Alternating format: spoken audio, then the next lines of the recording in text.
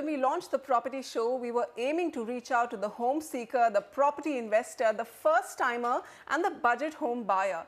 And over the course of the 600 plus episodes in 3 years, we have put out, increasingly another audience began finding voice on our shows, that of the citizen. The story never ends at just recommending a project or a location. People today are struggling with the number of forces and issues that are making our cities and even new property markets unlivable. And we want to track those burning urban issues on our new feature, Citizen's Voice. Today, our reporter in Mumbai is on location at Chembur's Deonar dumping ground. She's speaking to people who live nearby about the dismal state of waste management in the suburbs of Mumbai.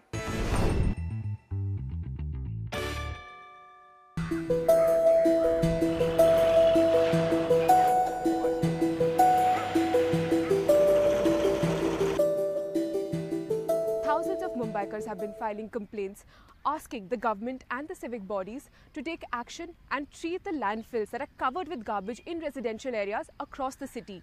But their pleas have fallen on deaf ears. Today I have with me Mr. Rajkumar Sharma, who is a resident of Chembur and also an activist who has been suffering because of this problem over the last few years. And the director of Van Shakti, Mr. Stalin, who has taken up this cause actively.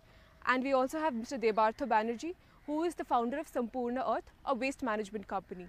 Thank you for joining us. So Mr. Sharma, you've been in an area with untreated garbage piling up for years now. How has this impacted your life? It has impacted us very badly. People have breathing problems.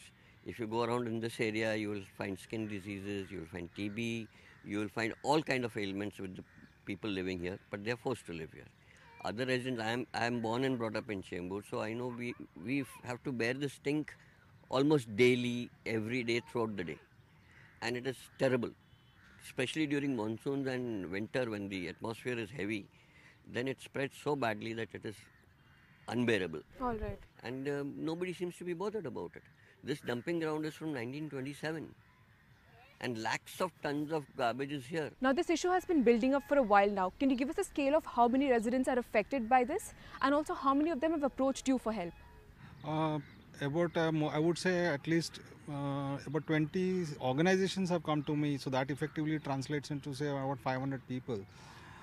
This problem is faced by the people in the eastern suburbs. What we are somehow forgetting is that this huge pile which you see behind here is continuously oozing out toxic and carcinogenic elements into the creek. Into the creek means it's going into your food chain. Eventually, this population of Mumbai, let the government come out. I challenge the government on this.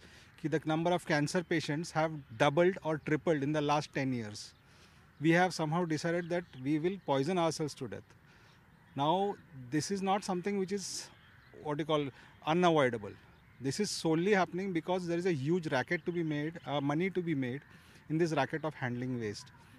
If you see, this is the only one of the big grey areas in the municipal corporation where they are not bothered to tell us how much which ward is generating, why it is not being segregated.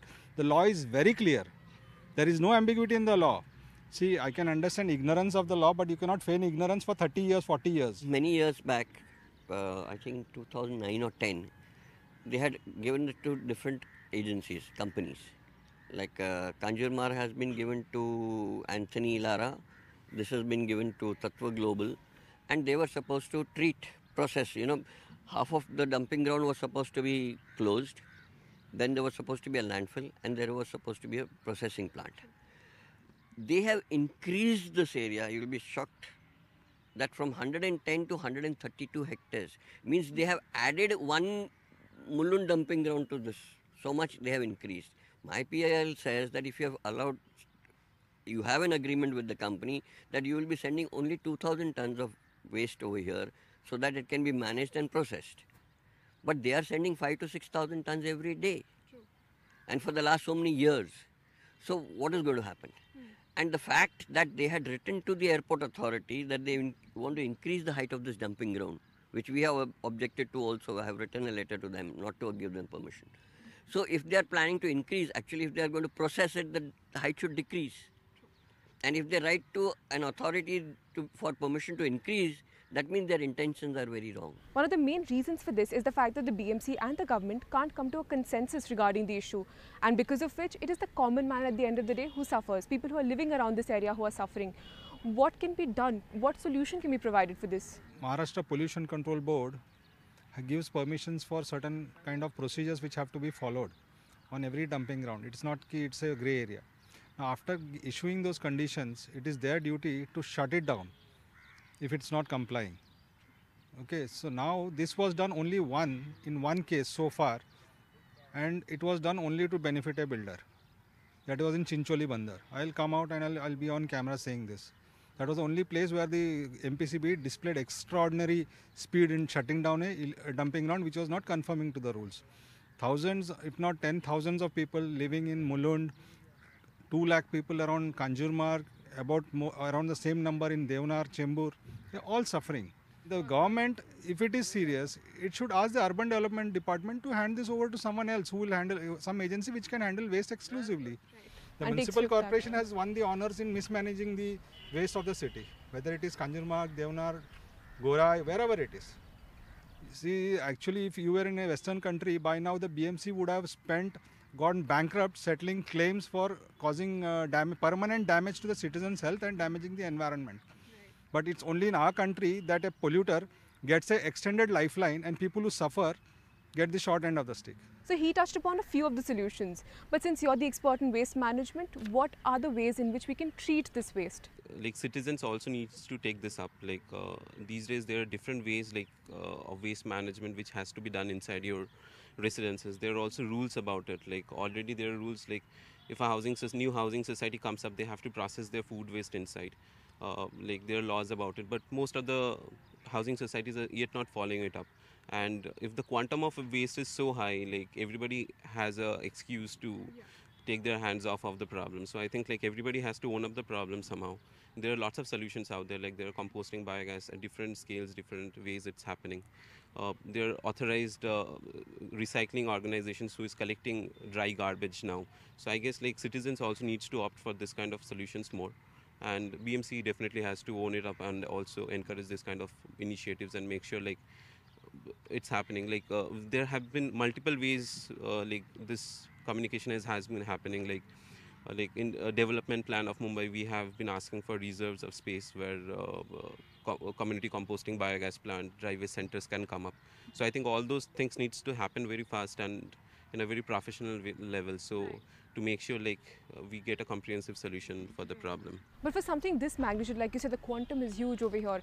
We're not looking at a short-term solution. It has to be long-term. Yes, and I think the long-term solution has to be a decentralized way of solution. So the dumping ground definitely needs to be better managed. Like there will be still a good amount of waste which will come to the dumping ground. So, but I think like the 10,000 ton problem should be broken down into smaller ones, and that should take us toward the solutions probably. I will say every citizen of the city is a stakeholder. But today the awareness is much more than what the corporation claims. But they do not even have the infrastructure to collect the dry waste separately. They are just making false claims that some sheds have been made, tempos have been given. No, they do not. That is not enough infrastructure for collecting the dry waste. Secondly, wherever people have been segregating and giving it, in front of their eyes, the BMC vehicle comes, mixes the whole thing and takes it away. So people have stopped segregation also. Exactly. So with the Bombay High Court now pulling up the BMC as well as the government, asking them to ensure that they reach a consensus regarding how to treat the waste or face a construction ban after a year, do you think this is going to have any impact? Are things going to move faster now, change on ground? Actually, ban on construction should have been imposed 10 years ago. Because we have been just constructing left, right and center without even bothering to see whether we have the infrastructure to cope with that kind of a population or the pressures which come with it. When we are talking about the solution for this, segregation of waste is a must at source. If you go to Singapore, you go to Australia, you go to even the US, when the garbage collector comes to your doorstep and he sees that you have mixed the waste, he pastes a notice on your door and you have to go to the office, municipal office next day and pay a hefty fine. When that kind of collection systems come into place, we will find that things are okay. Right now, the citizens are equally responsible for this mess. Right. It's not in my backyard syndrome. Just pack it up and throw it out of your house. Where it goes, nobody wants to know. And they pat each other's back when the streets are clean, but little do they realize that their food is getting contaminated at some other source. Fortunately for us and thankfully to the honorable courts, a good judgment has come out that this problem will have to be resolved in a time-bound manner. Right. So this is a good beginning. I hope that the courts stay focused on this issue. Only then will we get a relief from this. Thank you for joining us. So there you go. These are a few problems that are being faced by residents living around the landfills, and at the same time solutions also which can be implemented to make their lives better. With camera person Malik Arjuna, Ankita Sinha for NDTV.